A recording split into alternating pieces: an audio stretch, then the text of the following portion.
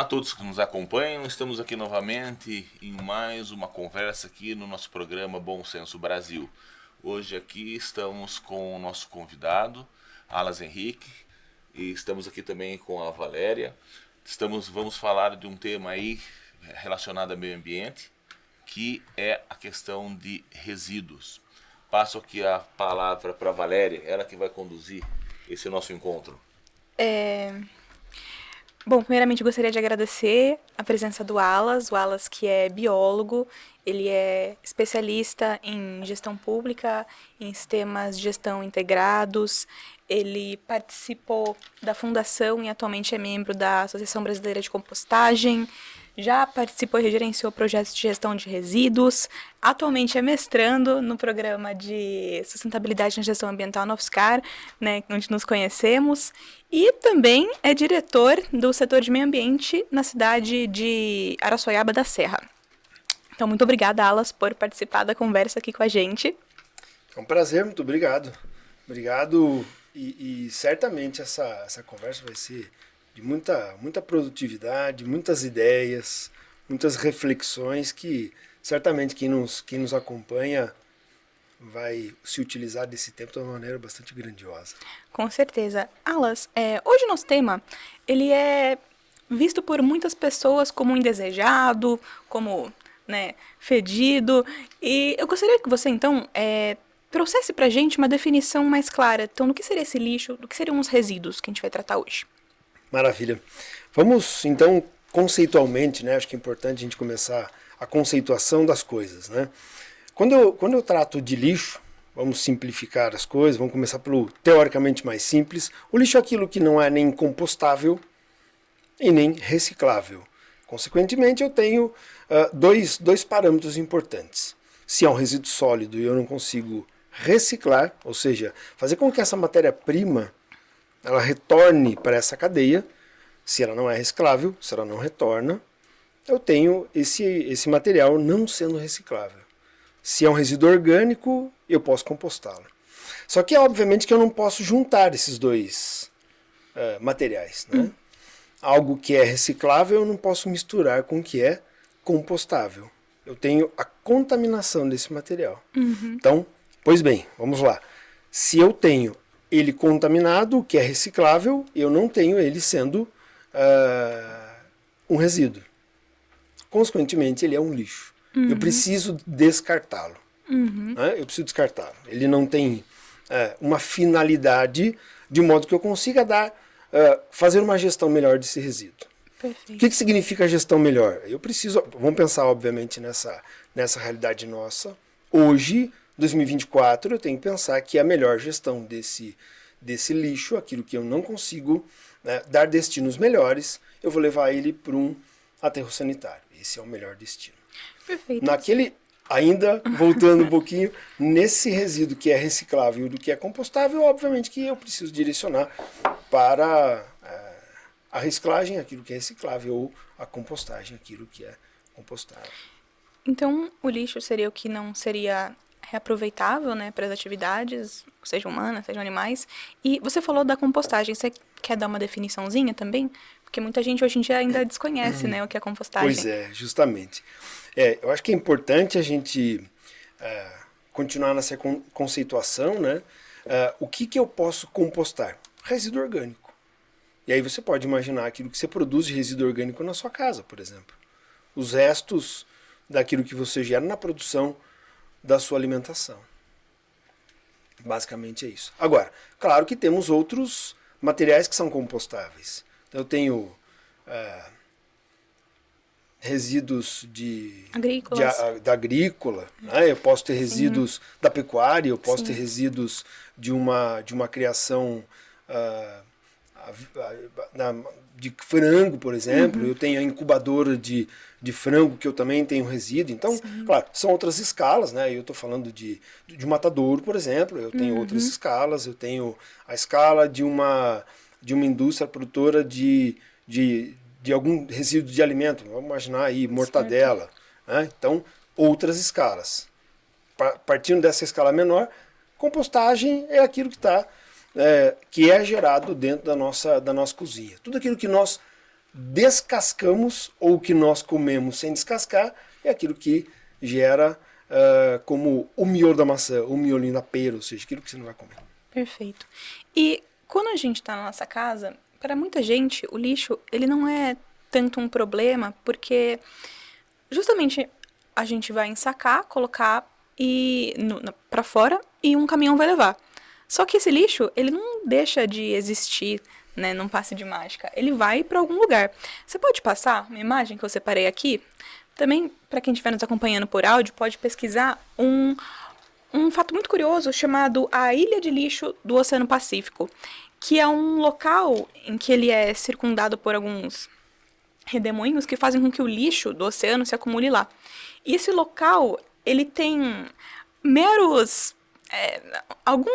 ele tem quase 3 vezes o tamanho da França. Majoritariamente formado por plástico.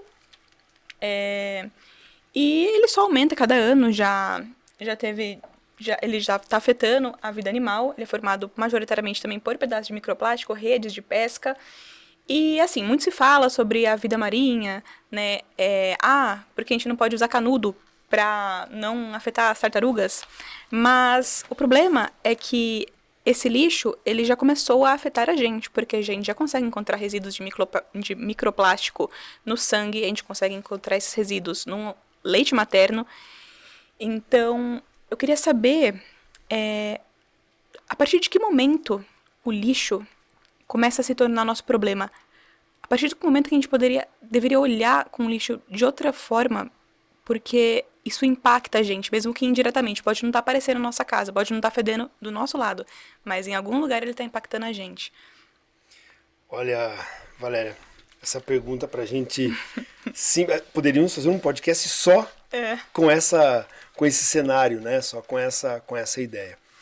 Eu entendo, Valéria, que a gente começa, ou pelo menos deveríamos entender que tudo isso começa no momento da nossa aquisição daquele material.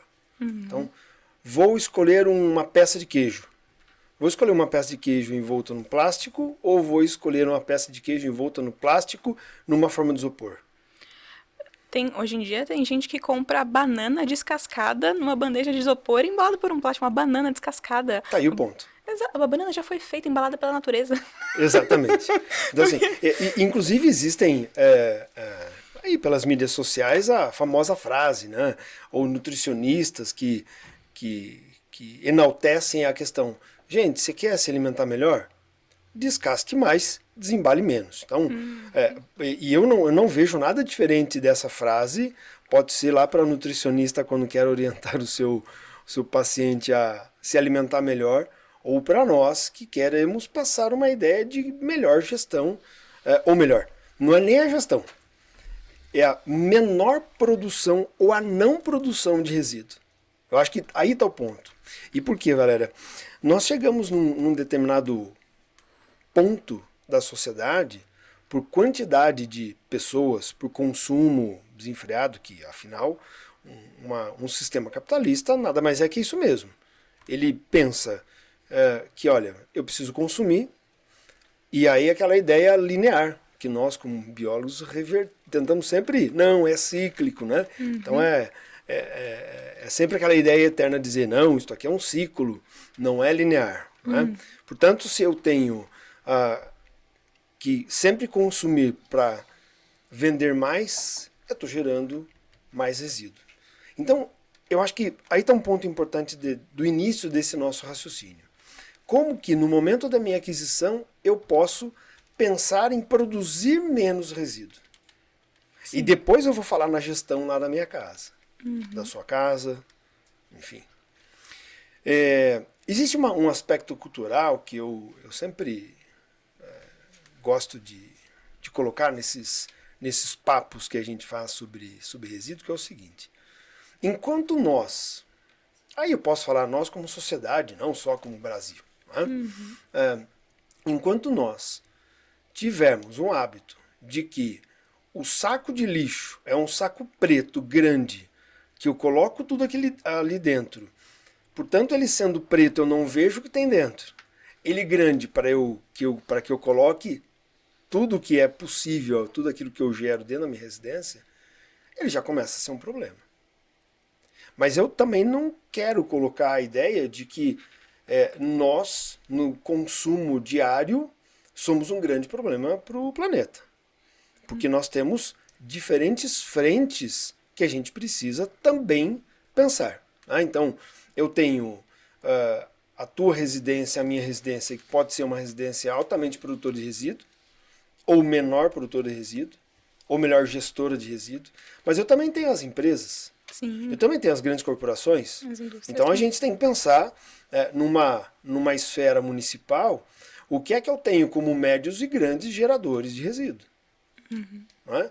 Então, não é a totalidade, não estou sendo ingênuo ou talvez otimista demais. Mas o que nós observamos é o seguinte: os médios e grandes geradores, falando particularmente das empresas, elas fazem a gestão do seu resíduo porque ela tem um benefício econômico sobre aquela gestão do resíduo. Portanto, uma primeira ideia de que eu farei melhor a gestão do meu resíduo, porque nossa empresa tem lá nossas certificações. Não. Muito antes, eles estão pensando, e infelizmente bem grande, que se eu fizer um selo de certificação ambiental, se eu tiver uma estratégia de marketing bacana sobre a gestão do meu resíduo, eu vou levar essa minha marca para mais gente. Eu vou levar essa minha marca para outras pessoas que serão tocadas por essa causa. Também é válido, não é nenhum julgamento. Eu acho que é importante a gente ter lembrado desse fato também. Né? Então, quando nós olhamos para a ilha do lixo no Oceano Pacífico e percebemos que ali não é só aquela ação inconsciente do canudinho na praia. Gente, não vamos limitar isso. Porque vamos cair numa outra realidade social. Tá bom. E aquela família que consome pouco, porque tem pouco recurso, porque é pouco afortunada financeiramente, que não vai na praia, ela não tem responsabilidade? Cada um tem. Pode ter menos. Né? Porque é um outro contexto social. Mas independente disso, que eu gostaria de... Estamos no início do podcast, mas eu gostaria de deixar quase uma ideia final, sem ser um final, porque isso não se fecha. Cada um de nós somos os responsáveis por tudo que nos acontece. Porque essa é a ideia. Tudo é cíclico. Eu não jogo fora. Porque o fora, que acho que até você usou, né, o termo jogar fora na tua pergunta, ele não existe. Essa é real. Né? Eu entendi que o seu jogar fora foi provocador. Porque de fato é isso. Eu não jogo fora. Porque para algum lugar ele vai. E aí, só para a gente entender, porque eu fiz aqui um jogo ambiental, social, cultural, econômico, para a gente ainda reforçar um pouquinho desse aspecto econômico, quando o Brasil não recicla, ou seja, não encaminha faz minimamente uma boa gestão dos resíduos sólidos e, consequentemente, ele enterra, que é o que acontece nos aterros sanitários, que deveria ir lá aquilo que nós conceituamos no início da nossa conversa como lixo, mas infelizmente vai o compostável, reciclável, hospitalar, vai o resíduo perigoso, menor ou maior potencialidade de contaminação. A gente sabe que infelizmente vai. Né? Não, essa é a real do negócio. Nós enterramos, Brasil, nós enterramos por ano na ordem de 8 bilhões de reais. Gente, 8 bilhões de reais. Ano o Brasil enterra.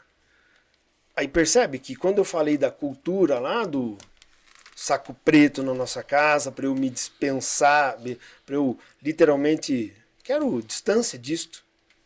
Lembra lá da turma da Mônica, né? O Cascão, né? Sempre tinha uma relação curiosa, né?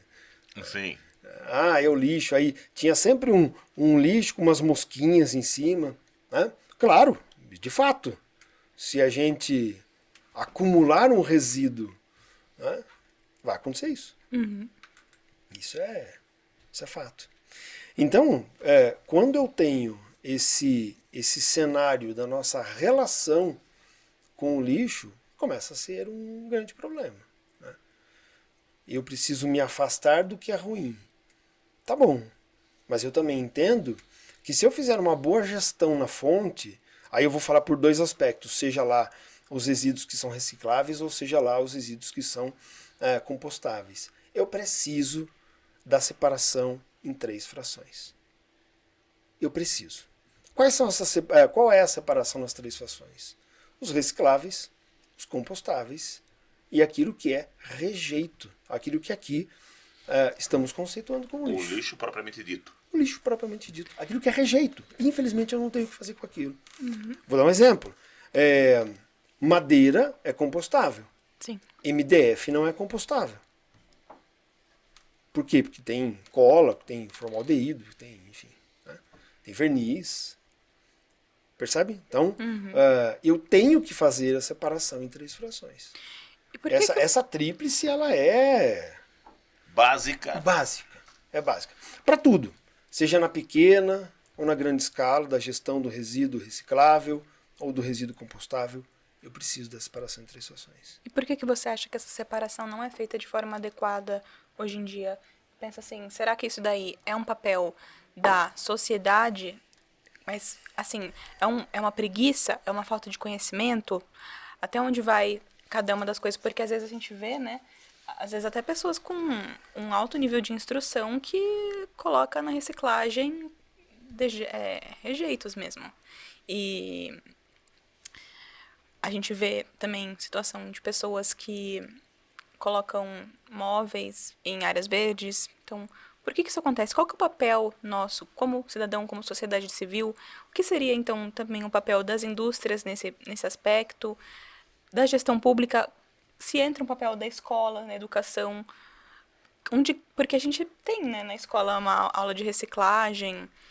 E por que a gente não implementa hoje em dia? O que será que acontece com a gente?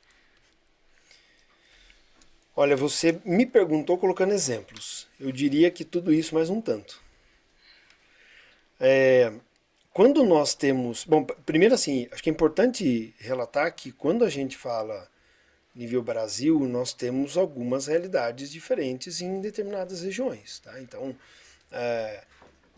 quem produz mais resíduo, teoricamente, mas na prática também, tem mais condições de fazer a melhor gestão. Porque tem melhor condição financeira, porque tem mais acessos. Mais consumo, mais dinheiro. Mais dinheiro, exatamente. Sim. E aí eu tenho mais conglomerados urbanos, consequentemente a logística desse material ela é facilitada. E isso, quando a gente analisa dentro das 5 regiões do Brasil, o quanto que se produz, o Sudeste produz praticamente 50% do resíduo sólido urbano gerado no país. Ou mais. A situação da cidade demográfica. Existe na Brelp, a Associação Brasileira de Empresas de Limpeza Pública, que eles eles têm como se fosse um anuário, né? Eles têm um material bem bacana. Aí sobre isso. A Brelp, a sigla, né, da associação. E é interessante, tá? Tá lá disponível de graça, fácil acesso no site e a gente consegue baixar esses materiais. E me recordo que eles fizeram nesse relatório, salvo engano, de 2022, com base para 2020, eles fizeram essa estimativa. Então o Sudeste produz aí em torno de 49, alguma coisinha, praticamente 50% do resíduo sólido urbano. E aí a gente não está fazendo a separação nas 3 frações. Né? Resíduo sólido urbano do que é produzido no Brasil. Aí vem o Nordeste com na casa aí de uns 24% e 25%, e os outros 20 e poucos por cento divididos aí, Centro-Oeste Região Sul? Não, Centro-Oeste e região Norte praticamente igual, e aí a gente tem o Sul, enfim, acho que é alguma coisa do tipo, é 10% Sul, e aí vem 7, 8% região Norte e Centro-Oeste que produzem, né, participam menos com essa... São áreas até mais agrícolas, né? São Exato, a gente também consegue entender nitidamente aquilo que é dos seus perfis econômicos, a gente consegue entender, né? E aí, dentro desse cenário, a gente também tem que pensar que grandes exemplos de boas práticas não estão limitados à região sul e sudeste, mas em quantidade vem empresas e iniciativas das políticas públicas, enfim, com exemplos bastante vultuosos aí, né? Mas enfim, aí para voltar, né, a sua pergunta, um importante jornal do Brasil, matéria de capa do dia 2 de junho, um domingo, crise do lixo custa 97 bilhões ao Brasil. E aí, claro, vamos falar da crise do lixo, esses 97 é um cenário diferente daquela monta econômica que eu disse que de enterrarmos, né? Uhum. Porque quando eu coloco aqui essa crise do lixo, lembrando que o resíduo mal gerenciado, ele também traz problema de saúde pública. Uhum. E aí essa conta chega nos 27 bi. Que inclusive foi feito também com a participação da Brelp, enfim, outras instituições, que inclusive foi uma pesquisa encomendada por esse próprio jornal. Então, assim, o que a gente tem? Um cenário muito sério, né, no sentido de produção e principalmente má gestão desses resíduos. E quando a gente fala dos aspectos ambientais, ecológicos, enfim, claro, essa imagem da ilha do lixo nos assusta. Uhum. Mas também a gente tem outros pontos no mundo que são descartes de tecido que chega nas praias. Enfim, então, a gente tem um cenário muito, muito sério. Consequentemente, se o cenário, seja lá da ordem mundial, mas vamos falar agora da ordem nacional, ele é muito sério, quando o problema é grande, eu não tenho soluções pequenas. Sim. Eu tenho que atacar esse problema grandioso com diferentes frentes de solução. E aí, quando a gente fala nessas diferentes frentes de solução, eu tenho essa reflexão e esses exemplos que você colocou. Tá bom, e aí, quais são os papéis? Uhum. Lembrando um pouquinho do que eu já comentei, né, que no que eu acredito é que a responsabilidade é de todo mundo, nós temos, nessa perspectiva de que a gente precisa atacar um problema grande com diversas soluções, diversos exemplos. E aí vamos. Poder público, incentivo às cooperativas de reciclagem, incentivos fiscais a médios e grandes geradores, claro, dentro dos seus territórios, fazer legislação municipal voltada para isso. Uhum. O que eu posso fazer dentro do meu território, dentro do meu município, que eu posso incentivar aquele que é o médio ou grande gerador a destinar seus resíduos corretamente. Sim, porque eu acho que também quando a gente entra com essa política de multar, muitas vezes o que a gente vê é a pessoa escondendo de alguma forma a infração que ela cometeu. Então, como que a gente pode incentivar de forma positiva para que ela mostre de fato a ação positiva dela, né? A multa tá vale, né? Num descarte regular, sim, a multa com certeza, faz parte do processo. Mas o incentivo ele não permite que esconda. Aí é que tá o ponto. Então, assim, tá bom, há um descarte regular. Então, nós temos um problema focal. Uhum. Tá. Qual é a solução para isso? Aí a gente vai colocar várias perguntas aqui pra gente refletir sobre isso, né? Será que se eu tivesse imaginar que esse descarte irregular foi um entulho. Será que se eu tivesse um local de descarte de pequenos volumes de resíduo da construção civil, eu evitaria ou diminuiria os descartes irregulares? É algo a se pensar. Sim. Né?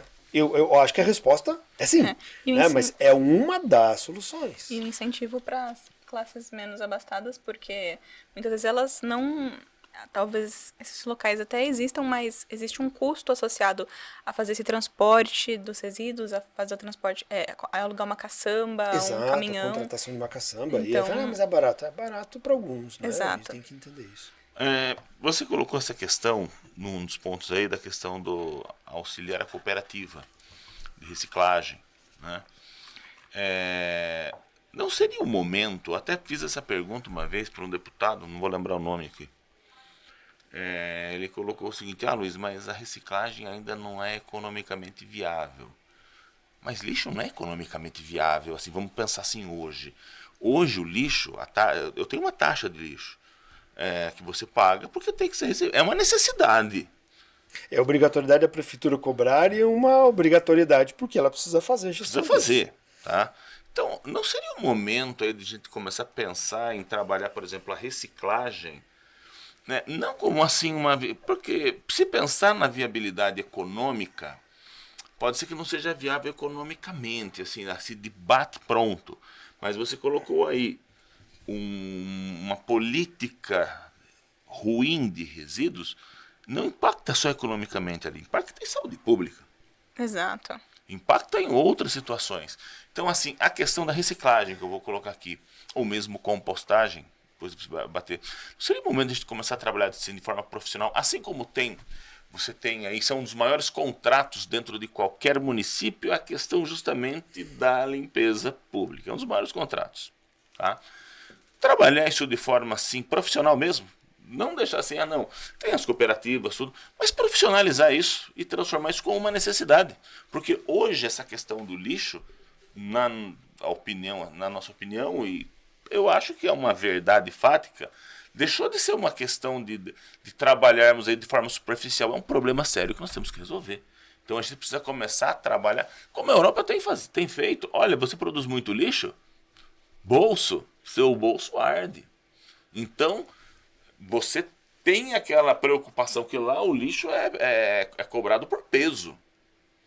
Então, se você gera muito, você vai pagar muito. Então, começar a trabalhar de forma assim, um pouco mais profissional. Profissionalizar essa questão dos catadores como empresas, como geradoras de emprego, como uma necessidade mesmo. A gente tem que trabalhar isso de frente, vamos trabalhar isso de frente, essa questão da reciclagem, que a gente perde muito dinheiro por conta da falta de reciclagem. Muito lixo, muita reciclagem, muito dinheiro está sendo enterrado. E tendo outras destinações aí poluidoras que impactam muito mais. O que você acha? Olha, eu vou pegar o início da tua fala, né? Quando a gente pensa nesse problema e pensar em soluções, nem tudo inicialmente que a gente vai fazer a gestão desses resíduos, ela é economicamente viável. Não precisa ser. Sim, exatamente. Porque inicialmente pode ser, vou falar meio, vamos entrar um pouquinho no senso comum, se eu não preciso pensar inicialmente que isso vai ter lucro. Uhum. E vamos lá. Pegando a resposta dessa pessoa que você questionou, né, que não dá lucro, primeiro ponto, não precisa dar lucro. Segundo ponto, pela Política Nacional dos Resíduos Sólidos, as prefeituras são obrigadas a fazer eu vou falar assim, das suas boas gestões aqui, existem diferentes frentes aí, né, nos seus diferentes tipos de resíduos. Então vamos imaginar o seguinte, fazer a gestão de resíduos hospitalares tem que dar lucro? Não. Tem que dar lucro para a empresa que faz a gestão do seu resíduo, né? do resíduo hospitalar, que leva lá para incineração, tá bom. A empresa, ela é uma empresa privada, de fato ela precisa se manter. Eu entendo isso. Nesse Agora, caso, é a questão até de segurança pública, quando você fala de lixo hospitalar. inclusive. É que eu dei um exemplo exagerado, né? Mas não é esse o ponto? Sim. Tem que dar lucro? Não. A saúde e a segurança, elas não preveem dão a lucro. geração de lucro, elas preveem a qualidade de vida. E o tratamento, a gestão de resíduos, a partir do momento que ele vai afetar e impactar a gente na nossa saúde em outras frentes, ele está gerando também qualidade de vida. Eu acho que esse é o grande ponto, né? A gente tem que entender que existem cenários que não podemos olhar para a questão financeira. Claro, e aí aqui, dentro do meu papel como atualmente diretor de um departamento de meio ambiente numa prefeitura, eu entendo que o dinheiro público ele nunca é gasto público, apesar de muitas vezes a gente colocar esse valor, esse termo. É investimento público. Ele não precisa dar lucro. A prefeitura não tem lucro com a coleta de resíduos sólidos urbanos. Mas, a partir do momento... bom, vamos fazer um parênteses aqui. É claro, a prefeitura não tem que dar lucro. Ela só precisa fechar a conta. Sim. Claro, senão o prefeito entra lá, tem lá ó, a improbidade administrativa, o Tribunal de Contas corrói. Né? Estou falando prefeito ou a prefeita. Então, não tem que dar lucro. A empresa, caso seja uma terceirizada, claro, ela tem que ter seu lucro. Mas quando a gente fala na coleta do resíduo sólido urbano, o outro braço é o que é que a prefeitura fará, as prefeituras, né? Estou citando o nome de nenhuma cidade aqui. O que é que as prefeituras farão para diminuir a quantidade de resíduo sólido urbano destinado aos aterros sanitários? O que é que as prefeituras farão para desviar esse resíduo, essa monta, que não é pequena, para os aterros sanitários? Só para a gente colocar dados aqui, mais ou menos, né? Porque a gente tem que considerar condições socioeconômicas, mas o brasileiro gera a média de 1 quilo de resíduo dia. Então, se você pensa aí numa cidade de 30 mil habitantes, são 30 toneladas. Onde vai isso? Não? Então, quantos caminhões de lixo são necessários passar de rua a rua, recolhendo, destinando ao aterro? Estamos em Sorocaba e a grande maioria das cidades aqui, né? Eu estou falando grande maioria, não, mas não me lembro agora o número de cidades, mas Sorocaba, inclusive, entre outras aí, levam para o aterro em Iperó.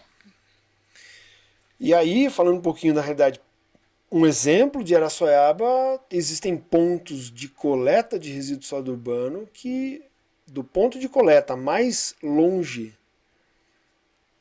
do aterro, eu tenho aí 50, 60 quilômetros, esse caminhão vai rodar. Um custo alto. 50, 60 quilômetros, com diesel, com motorista e 2 coletores, ou mesmo que não seja 2 coletores, porque faz uma logística ali, de modo que os coletores vão para outro caminhão, né? Enquanto esse caminhão vai levar o resíduo para o aterro, mas é diesel sendo queimado. A manutenção desse caminhão, que você tem que lembrar disso também, né? Que não é um custo barato, enfim. Então eu acho que tem um cenário que a gente precisa pensar. Tem um aspecto financeiro que precisa ser pensado, evidentemente, mas não obrigatoriamente sempre tudo tem que dar lucro. Não é tudo tem que dar lucro. Tem situações que por si só não dão lucro. É porque não precisa também. Pelo contrário, eles dão prejuízo caso você não tome a atitude necessária. Aí que está o grande ponto. E é mais difícil você fazer essa conta, porque de fato existem tantos fatores que estão envoltos nessa conta. Né? Nessa equação. Nossa, maluca, né? Nem me dê essa equação que eu não sei mas nem começar a fazer esse cálculo. Né? Mas o que a gente precisa lembrando sempre, se o problema é grande, várias soluções. Então, eu preciso pensar que os gestores municipais precisam atacar as ações de melhor gestão dos seus resíduos, não é só porque está na lei, porque lei para isso tem, certo? Lei para isso tem, o Ministério Público está em cima, o Tribunal de Contas olha para isso, enfim, a gestão pública tem um arcabouço aí de situações que direcionam prefeituras. Você tem que fazer. Então veja, a cooperativa, aí você falou de uma profissionalização, né, de uma melhoria das cooperativas, eu digo para você que é um grande desafio. Grande desafio. Porque as cooperativas, elas envolvem diferentes aspectos, inclusive de gestão, do que eu conheço de outras cooperativas, não só na cooperativa da cidade onde eu estou, mas de outras cidades. A gestão dessas cooperativas é um grande desafio, mas, quando eu estou falando do grande desafio, eu não estou falando que é impossível, né? Mas é difícil. Né? Basicamente, essas cooperativas, elas têm a origem de dentro da prefeitura, né? Então, existem parcerias de comodato, enfim, tem outros tantos aí, formas de parcerias entre uma cooperativa, que é um terceiro setor, com o poder público. É fundamentalmente necessário. Só que a gente precisa lembrar que uma prefeitura pode dar subsídio para uma cooperativa de reciclagem. No entanto, ela também precisa, e aí vamos falar isso também como sociedade civil, que daqui 4 anos, né, porque tivemos a eleição municipal há poucos meses, daqui 4 anos faremos novamente a escolha dos mesmos ou de outros gestores municipais. Vamos lembrar que quando a gente está colocando aqui, eu dei o exemplo da cooperativa como terceiro setor, eu estou falando da prefeitura como tua obrigação dentro do poder público, mas a gente precisa olhar também as empresas que estão dentro dos territórios e que precisam ou que podem se beneficiar por incentivos fiscais, por parcerias. Né? A gente precisa olhar também, né, voltando a falar aqui, quase que eu abro e não fecho essa ideia, de que na eleição municipal nós somos os grandes responsáveis por questionar vereadores, por questionar prefeitos e prefeitas, candidatas à vereança. E aí, o que você tem como proposta para melhoria ou para criação de leis, para melhoria ou para criação de políticas públicas que olhem para isso? Né? Tem cooperativa? Dá para aumentar a área de coleta? Precisa fazer investimentos? Não precisa? Quais são se precisa fazer mais investimentos? Qual é o montante financeiro que se precisa ter? Então veja que vejo que são várias frentes que precisam ter gestão de qualidade. Né? Porque foi o que eu acabei de dizer. Né? Se você escolhe lá um representante no legislativo que não pense nisso, que não seja sensível a isso, pronto. Já não vai ter uma gestão, um olhar melhor para esse tipo de lei, se é que já não tem. Para um prefeita, do mesmo modo. Uma cooperativa, ela precisa de subsídios. Nenhuma cooperativa vai sozinha. Eu, há alguns anos, estive em projetos de cooperativas aqui em Sorocaba, mesmo cenário. As cooperativas maiores ou menores, o mesmo cenário. Então, assim, percebem que a gente não está traçando aqui uma única linha de solução. A gente está traçando diversas linhas de solução. Por isso que até entendo quem entra num cenário até mais desesperador ou mais pessimista em relação a isso. Você colocou aí a questão das cooperativas, isso é um problema que a gente escuta de TV direto. A cooperativa começa, termina, não consegue se manter. Aí começou até brigas, existe muita brigas entre cooperativas em relação à área. Como eu falei, é uma situação bem complexa a questão de gestão de cooperativa. Mas assim, eu acho que assim como nós pagamos a coleta do lixo, assim como a empresa de coleta do lixo ela paga, eu acho que o trabalho de reciclagem também deveria ser pago. Não pensar que ele vai se manter sozinho. Ele não se mantém sozinho. Porque não se mantém sozinho. Absolutamente Isso não se mantém sozinho. Se nós não, como sociedade, como poder público, não falarmos assim, olha, vamos trabalhar a questão do lixo, começando aí pela reciclagem, que é um grande gargalo no Brasil.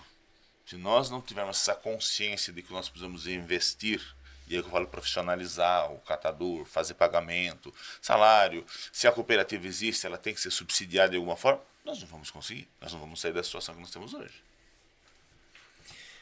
Só que tem um ponto que, enquanto você falava, também refletia e acho que a gente precisa dar um passinho atrás, né? A gente deu um passinho um pouquinho maior nessa nossa conversa. Veja, nós estamos falando da cooperativa, da prefeitura, dessa responsabilidade lá na frente. Mas de que maneira que a fonte geradora reconhecerá, saberá, terá a proximidade com o benefício da coleta seletiva? Não é? Então, o que a gente precisa fazer, e aí a Valéria, numa das perguntas, colocou aí exemplos das escolas, né? Uhum. Mais uma frente. Então, Sim. precisam as escolas entender que seus currículos obrigatoriamente têm lá a questão da educação ambiental, que vão discutir a gestão dos resíduos. Mas vamos lá, recadinho Isso. até para as amigas e amigos da licenciatura. O que a gente tem que discutir, e aí, claro, estou falando dentro de uma sensibilidade minha, tá? O que a gente precisa discutir é só resolve, então vou dizer de novo, só resolve a gente levar uma imagem dessa e isso impacta crianças de 12 anos? Estou colocando uma faixa etária aqui só para a gente fazer um recorte. Só isso impacta? Não. Não. Não. Pode até impactar. Nossa, Mas assim, uma coisa momentânea. realmente. Tá bom, virou as costas, mas acabou a aula lá, viu? Vamos pular a corda. O que eu vou fazer? Eu tô longe do oceano, tô a 300 km do oceano, o que eu vou fazer? Sabe por quê? Porque quando ela vai lá no pátio, na hora do intervalo, que ela descasca a banana que ela levou na merenda, que ela ganhou na merenda da escola, ela abre a tampa, quando tem uma tampa para ser aberta, né? Porque muitas vezes tem uma boquinha retrátil lá que entra, esconde o que está lá dentro. Uhum. Será essa banana, essa casca de banana misturada com o resto do arroz feijão da merenda, será misturada com o copinho descartável que infelizmente tá lá como opção? Pega o copinho, toma água, legal, milhões de anos para ser produzido aquele petróleo, para ser produzido aquele plástico, para chegar no plástico do copinho, e esse copinho ele será utilizado por apenas, otimisticamente, não sei nem se existe essa palavra, mas por 10 segundos. E será misturado com outros resíduos e será enterrado. Aí a gente faz a conta, né? Aí a gente chega lá nos 90 e tantos bilhões lá da crise do lixo no país. Então, assim, aonde é que eu quero chegar? As escolas precisam discutir isso nos seus currículos? Evidentemente que sim. Mas não basta discutir isso nos currículos e não questionar uma realidade local. Sim. Ah, lindo! Quando a gente for lá no pátio, tem coleta seletiva? O resíduo da escola vai para a cooperativa da cidade? Alguma empresa coleta esse resíduo? 90% dos casos não. Aí a gente tem, aí eu vou entrar na polêmica. Aí a gente tem lá uma feira de sustentabilidade. lindo, maravilhoso, cheio de TNT, EVA e isopor. Mas nós estamos discutindo sustentabilidade aqui. Voltamos no aspecto. Precisamos repensar. Não é? Precisamos questionar a realidade que nós estamos. Porque se você vai falar para mim, tá bom, e aí? Qual é o nosso raciocínio a partir daqui? É questionar o raciocínio que nós fizemos até chegar aqui. Porque a partir daqui temos que fazer diferente daquilo que a gente fazia. Pensar também que a educação, então, ela tem que vir com essa frente prática para que as pessoas consigam vivenciar esse descarte. É levar, então, uma criança para um parque e ver que naquele parque está sendo descartado colchão, está sendo descartado todo tipo de coisa. Então, não é só um problema ali do Pacífico, é um problema que está ali, talvez, atravessando a rua e indo para uma área verde que está do lado da casa dela, né? E pensar que, assim, a gente tem que reestruturar também quais são as prioridades que a gente deve colocar, né, no currículo do ensino básico, porque eu vejo, muitas vezes, eu peguei um livro de biologia do ensino médio para ver esses dias, e, assim, eles estavam falando sobre como que é o nome científico das salamandras, na parte de biologia, ou como é toda a parte de reprodução de uma gimnosperma, com nomes, assim, que eu só fui lembrar mais na faculdade mesmo. Nem lembro, nossa, eu ouvi isso no ensino médio. Gente, a gente tem que saber muitas coisas básicas, mas eu não acho que seja o mais importante para uma criança e para uma pessoa que está saindo do ensino médio saber sobre um espermatófito de uma, sabe? E não saber, não ter vivenciado, não ter tido a oportunidade de vivenciar algumas questões tão importantes na parte prática. Então, a gente forma pessoas que não sabem fazer um cálculo direito matemático, não sabem fazer um imposto de renda, não sabem o básico de sustentabilidade na gestão ambiental, porque é muito fácil a gente pegar e ler um livro, mas não vivenciar aquilo e as consequências daquilo na nossa vida. Uma das coisas que você colocou aí, essa questão da necessidade de trabalhar em escolas, e é muito importante porque são centros de agregação de pessoas, você trabalha criança, você trabalha formação de opinião, pais, você tem aí um trabalho até mesmo e é importante as prefeituras, o estado, né, que trabalham aí ensino médio, não fazem, e seria importante, por quê? Principalmente nessa questão ambiental, nós vemos aí muito retrabalho. Em que sentido? A prefeitura, isso acontece em Sorocaba, deve acontecer também em Araçoiaba, faz lá o multirão, vou passar em tal bairro fazendo a catança, né? Os catatrecos. Os catatrecos. E faz daquela limpeza. No outro dia tem um sofá na rua. Não acaba. É um enxuga-gelo. E aí se culpa o poder público. Não, o poder público, aí passa um tempo, dá uma chuva, alaga-se tudo, mas se alagou, por que jogaram um monte de lixo aí no bueiro? Sabe o que eu vejo? Gostei de você tocar nesse ponto, que é o seguinte, infelizmente, culturalmente, a gente tem uma perspectiva de transferir responsabilidades. Né? Então, mas a prefeitura tem que vir buscar aqui. Tá bom, mas já tinha, ou já tem um programa. Né? Acho que tem esse cenário que aí eu vejo também independente de classe social. Tá? Sim, sim. A transferência de responsabilidades A pessoa tem perfeita condição. Pode olhar para cima, para baixo da pirâmide. mesma. Acabou. Mas ela vai atribuir. Agora, olha que coisa curiosa, né? Quando você estava falando do jogar o resíduo, né? Irregularmente e ilegalmente. E lá no início da nossa conversa eu coloquei aquele ponto do saco preto grande para a gente jogar tudo lá e tchau. A relação que a sociedade possui com os resíduos são diferentes. Olha só onde eu quero chegar. São diferentes por quê? Porque aquela família mais afortunada financeiramente, que teve oportunidade, acesso à educação de qualidade, enfim, teve acessos, ela também pode ter acesso na porta da sua casa, porque o seu condomínio, porque o condomínio de prédio, de casa, seja lá o que for, ele oferece esse serviço. Da coleta seletiva, legal, bonitinho, separo aqui, lindo, maravilhoso. Obrigatoriamente aquele que o acesso está na porta da sua casa assim o fará? Lá a separaçãozinha bonitinha do resíduo. Não. Não obrigatoriamente. Aí é que está o grande ponto que eu quero colocar não é a condição econômica que fará com que aquele indivíduo seja educado ambientalmente.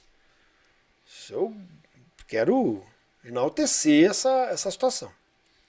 Porque, por outro lado, quando nós pensamos em famílias menos afortunadas, que tiveram menos acessos, que ela mora num local que não possui, não chega a coleta, obrigatoriamente essa família não fará a melhor gestão do seu resíduo?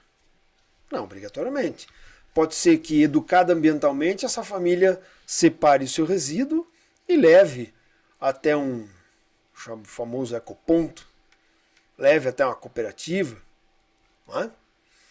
Mas também existe um outro ponto importante, que é aquela família menos afortunada, ela também poderá ter uma relação diferente com o seu resíduo, porque o seu resíduo também pode gerar renda.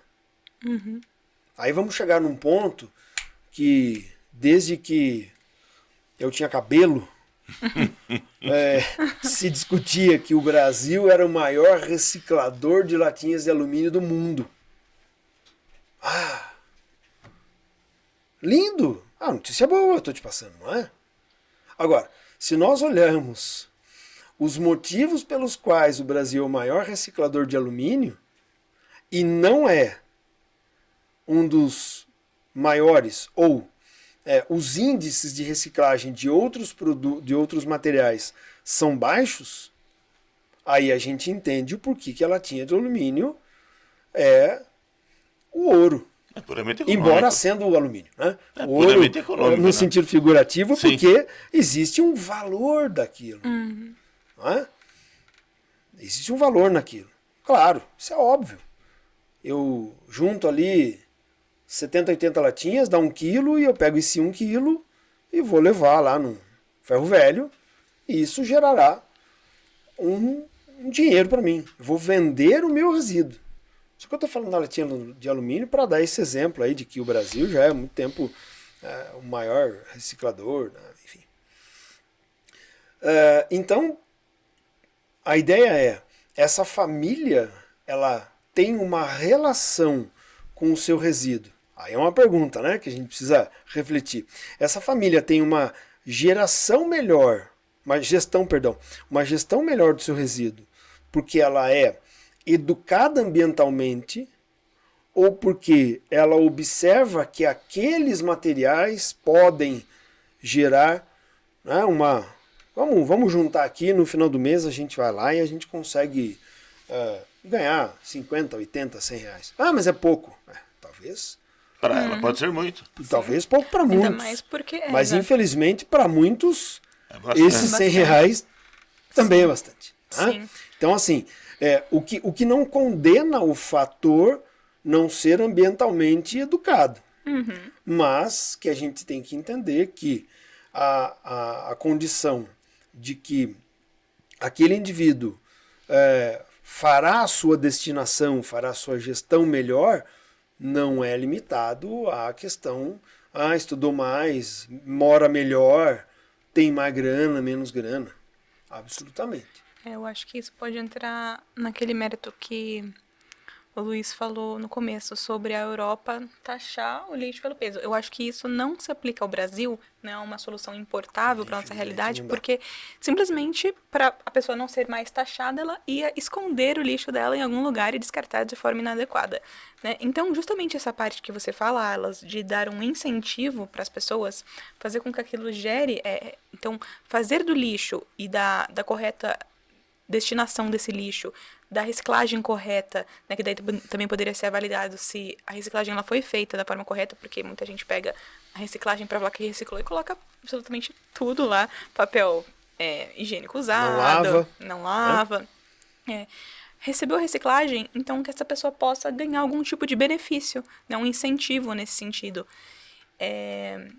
E o papel das escolas entraria não pelo fato de ser ambientalmente educado, mas também, né, no que a gente voltou de colocar os alunos em situações práticas que, inclusive, podem começar dentro da escola. Essa escola pode ter uma pequena estação de compostagem para ser uma escola que oferece merenda escolar. Não? Claro, né? claro. Poderia ter incentivos das prefeituras para que, ou escolas privadas, né, poderiam ter legislações que falem, olha, você precisa ter um tipo de estação de compostagem dependendo da quantidade de alunos que você abriga, né? E essa compostagem pode servir para os alunos, então, fazerem hortas comunitárias, né? Acho que dá para pensar em um monte de prática. Dá, e é por isso que eu gosto das realidades individuais, das realidades locais. Não é? Porque se você olha para uma escola, e assim, voltando um pouquinho, quando eu digo que, gente, as escolas têm a função fundamental nesse processo. Duas observações importantes. Não é a única solução, né? Mas é um primeiro passo. Mas é um grandiosíssimo passo, né? Dentro das suas realidades, por favor, vamos começar, né? Dentro das suas realidades. Sim. Dá um exemplo. Há 1 mês e meio, 2 meses, eu auxiliei uma escola lá na cidade de Araçoiaba a instalar uma composteira para que seus alunos direcionem os restos de frutas lá da merenda para essa composteira. Puxa, mais de 20, sei lá, 24, 25 escolas, é a única que tem essa iniciativa. Não estou nem afirmando, eu nem sei se as outras têm. Mas vamos imaginar. Pô, legal. Porque essa realidade fez sentido para aquela escola. Beleza. Mas e se uma outra escola tiver mais proximidade com uma empresa que é coletora de recicláveis? Opa! Para ela vai fazer muito mais sentido iniciar uma... Eu não gosto do projeto, porque o projeto tem começo, meio e fim, mas um programa, uma ação que seja definitiva, que seja permanente, né? Ou que pelo menos dure mais tempo para influenciar mais, né? Em cima dos recicláveis. Então, a ideia é, precisamos ter. Sim, ponto. Com certeza. Né? Precisamos ter ponto. E aí, de novo, naquele aspecto das diferentes frentes, né? Para quem não... Eu, você... beleza, eu tenho lá a coleta seletiva que vai na porta da minha casa. Maravilhoso, você tem uma grande oportunidade. Mas e se não tiver? Informe-se. Né? Liga na prefeitura, liga na Secretaria de Meio Ambiente, procura, dá um Google, procura essa informação. Será que não tem nenhum local próximo da sua casa que você possa destinar? Exato. Né? Não, então, assim, de alguma maneira nós precisamos atingir essas realidades. E aí eu vou dar um outro exemplo.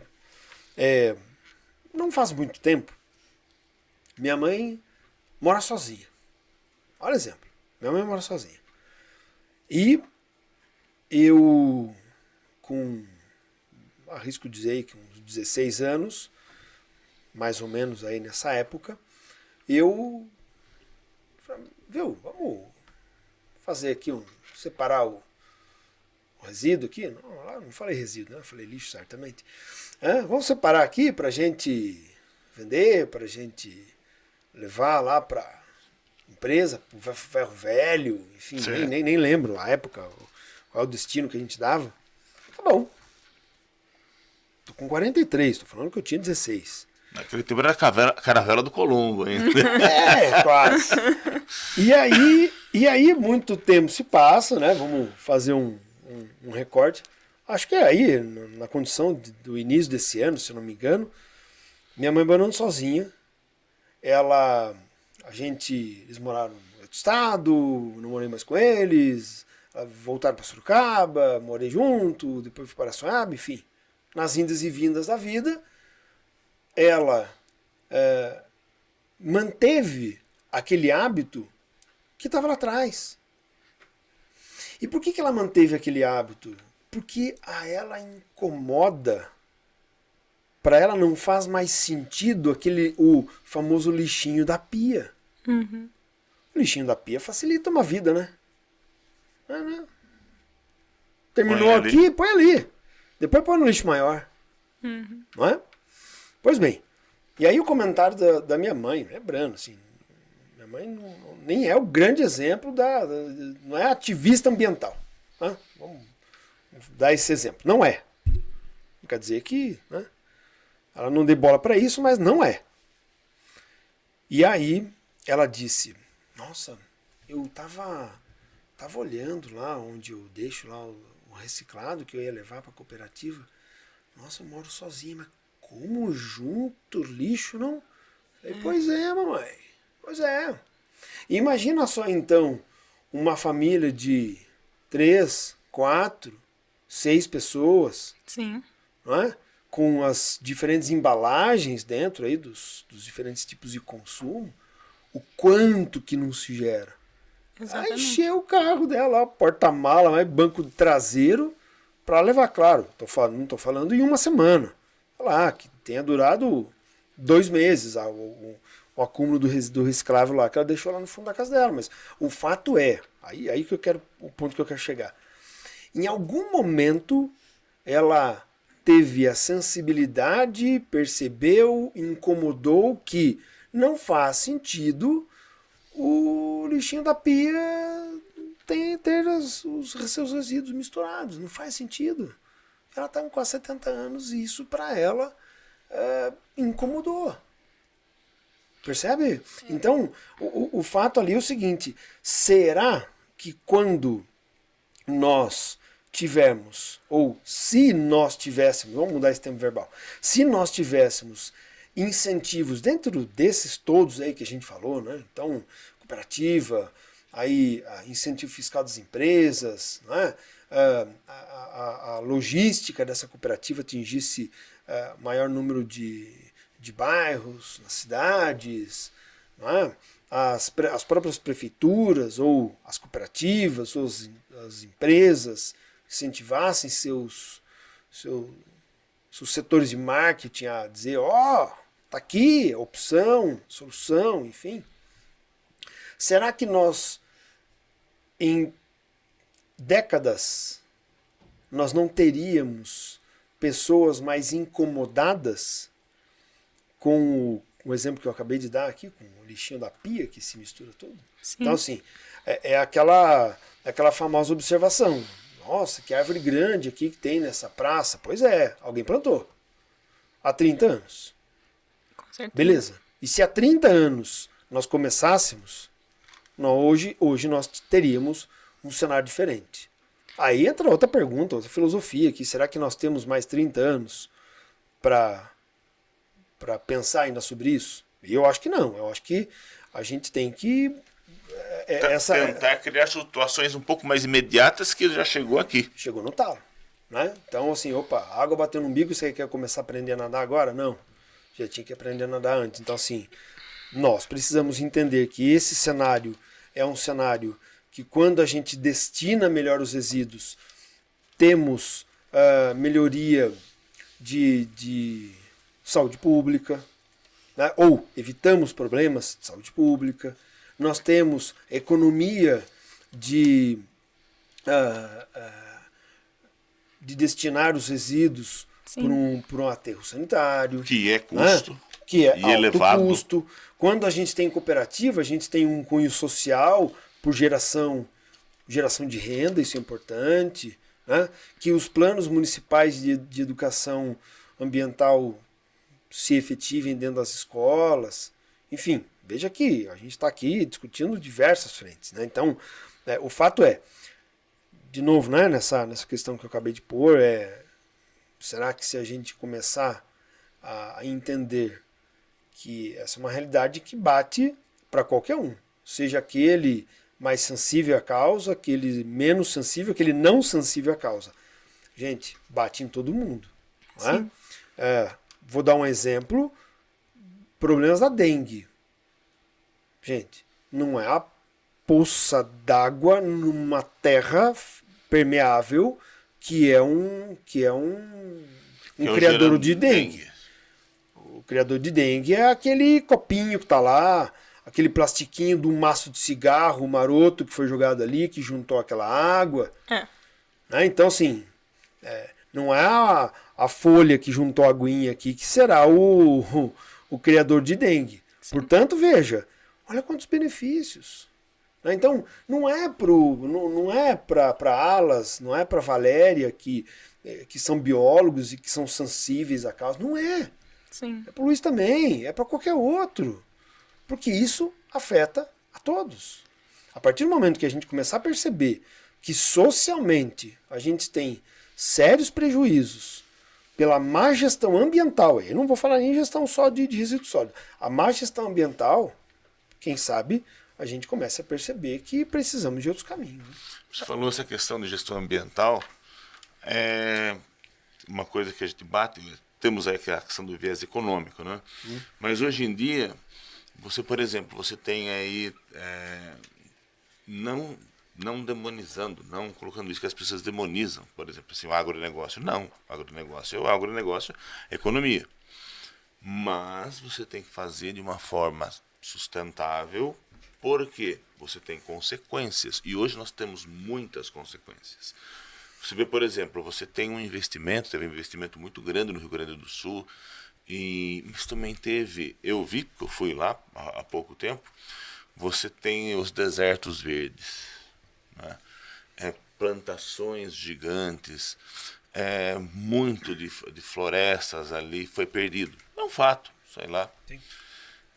E aí você tem consequências climáticas.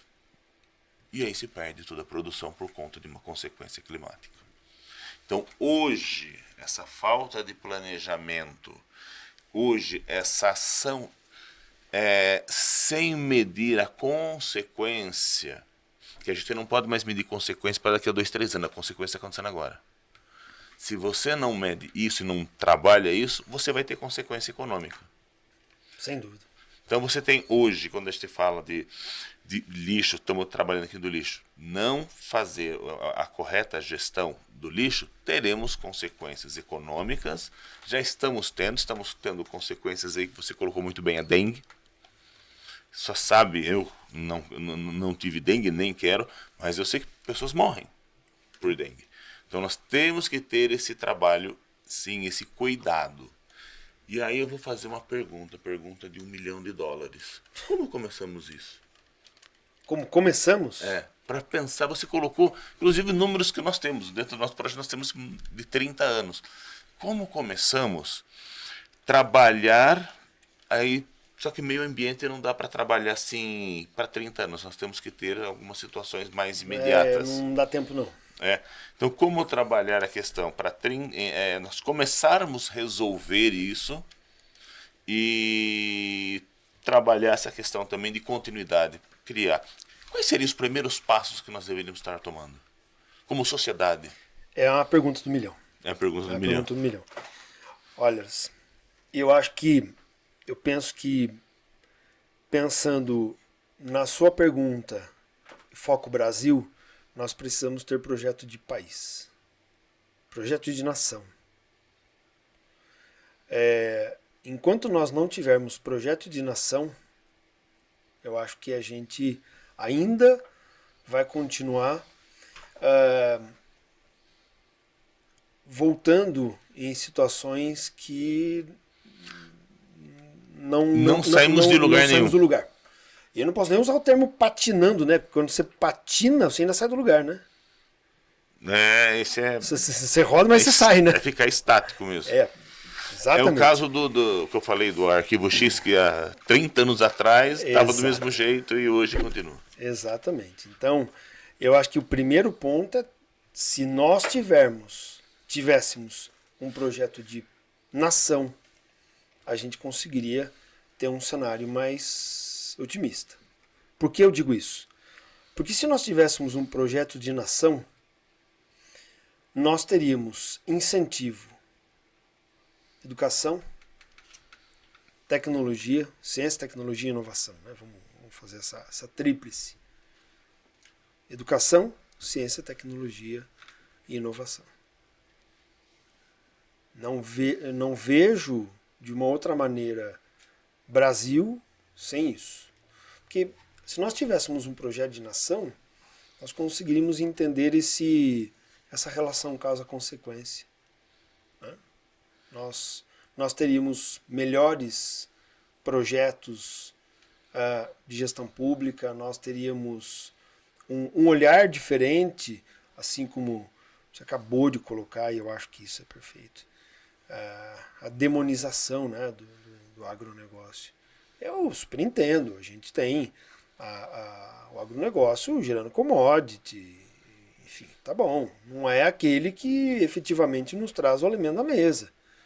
Temos aí a agricultura familiar que é o que, né, a agricultura local ali que está trazendo de fato aquele alimento para nós. Mas já deu um cenário nacional, e aí, seja ele no que for, já deu aquele aspecto. Este aqui é o bonzinho e esse aqui é o do mal. Já dá para se identificar. Já deu. Né? Sabe por quê?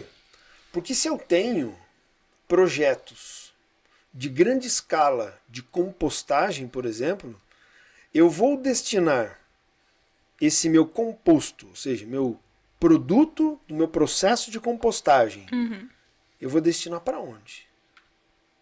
Quem é o meu grande consumidor? A agricultura. E o agronegócio? Existem exemplos. Hoje pela manhã eu conversava com um estudante de engenharia agronômica. Olha isso aqui. Estudante de engenharia agronômica, agora pela manhã. E ele me mostrou uma fazenda de um determinado rapaz no Mato Grosso, e ele faz no plantio de soja, cobertura de solo, faz biofertilizante com um processo de compostagem que ele mesmo tem dentro da sua fazenda. Ele gera o biofertilizante, ele faz a fertirrigação, ele está diminuindo vultuosamente o uso de químicos, o consumo de insumos agrícolas, fertilizantes e defensivos agrícolas. Tá ali, eu estava conversando hoje pela manhã com um estudante de engenharia agronômica. O menino fez aí, hoje, antes de ontem ele fez 21 anos. E ele está olhando para isso, e aí a gente estava discutindo um pouquinho, né, daquilo que eu gosto e sou sensível assim, de estudar agroecologia e tal. Cara, mas não existe um solo saudável sem cobertura. Essa é a regra. Ele confirmou. Ele falou, é isso mesmo.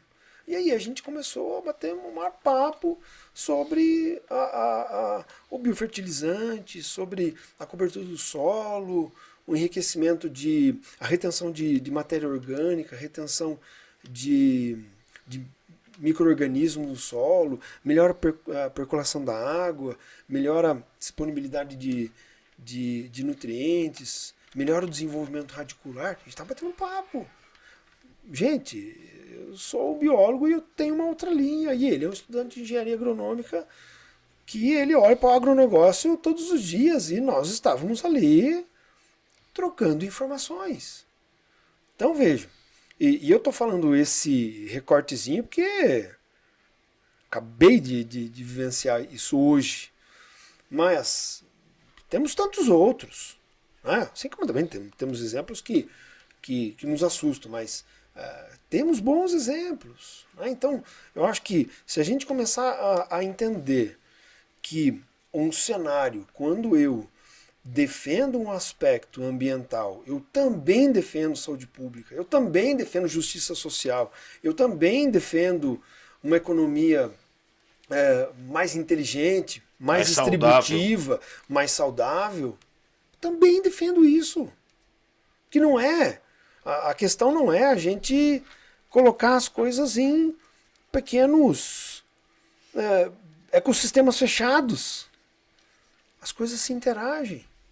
Então, nessa pergunta de 1 milhão, a pergunta do milhão não tem resposta do milhão, mas já que estou aqui como entrevistado, eu me senti na obrigação de respondê-la e eu acho que é pelo menos os primeiros passos, isso que eu acabei de dizer. A gente precisa entender que as coisas são integradas, que o biólogo defendendo a agroecologia, ele não precisa demonizar o agronegócio, mas que obviamente a gente precisa olhar para a agroecologia com mais carinho, entender a agricultura familiar, entender a justiça social, que a gente precisa defender meio ambiente, não é contrariar o aspecto econômico, que a gente precisa de uma economia mais circular e menos linear, né? Porque a economia linear beleza, produz aí, produz, consumo e vamos ganhar dinheiro. Uhum. Não é esse caminho. A gente precisa dessas novas vertentes, porque eu acho que não tem outro caminho. Valéria, mais alguma coisa? Não. Um comentário final, uma mensagem? Bom, você já finalizou a última pergunta com a pergunta do milhão, né? Já me fez ferver a cabeça aqui para responder. Mas eu acho que para a gente deixar, né, esse recado, gostaria de reforçar mesmo algumas questões que a gente colocou aqui. Bom, antes de mais nada, muitíssimo obrigado pelo convite, não é? O prazer foi nosso aí, na aula. Que é isso. É um grande prazer comentar sobre isso, né? Trazer um pouquinho daquilo que eu vivenciei nesses anos aí, lutando pela causa, né? E entendendo que é um cenário que a gente luta por uma causa e ela é uma causa coletiva, ela é uma causa social, ela não é uma causa individual, né? E eu espero muito que aqueles que nos assistiram, que nos ouviram, que tenham tido bons minutos aí de boa reflexão, de dados importantes. Me coloco, obviamente, à disposição para a gente discutir algumas outras linhas. Já deixo o desafio aí para a gente vir aqui comentar sobre compostagem, né, que é um assunto de que a gente vai colocar muitos dados, inclusive, né, nessas questões econômicas, e que espero muito que, sem nenhuma ingenuidade, que cada vez mais os podcasts, que os videocasts tragam essas discussões tão enriquecedoras para a gente refletir, para a gente chegar em quem ainda não teve essa oportunidade. Então, me sinto altamente agraciado por ser o porta-voz dessas informações. E que fique o exemplo da mãe do Alas, que vai na contrapartida das pessoas que falam, mas não adianta eu separar, porque as outras pessoas não separam, porque a gente é o coletivo que faz essa diferença, né? Essas pequenas pessoas. E aquela escola que você falou que uma escola implantou, que seja 1 quilo de lixo que ela, por cascas de fruta que ela retira, mas são 252 quilos por ano, né, se for contar os dias úteis por. E não é olhar pro vizinho e falar assim, ele não faz, então eu não vou fazer. Tá bom, beleza. Você tá fazendo o seu? Uhum. Ótimo. Eu acho que esse é o caminho. Obrigado pela participação, Alas, Valéria. Finalizamos aqui mais um encontro e novamente agradecendo aí a audiência de todos, e nós vamos continuar a discussão. Como eu falei, isso é uma discussão que nós vamos estar fazendo aí por 30 anos. E nós vamos chegar aí ao final de um país desenvolvido e ecologicamente viável. Só depende de nós. Obrigado.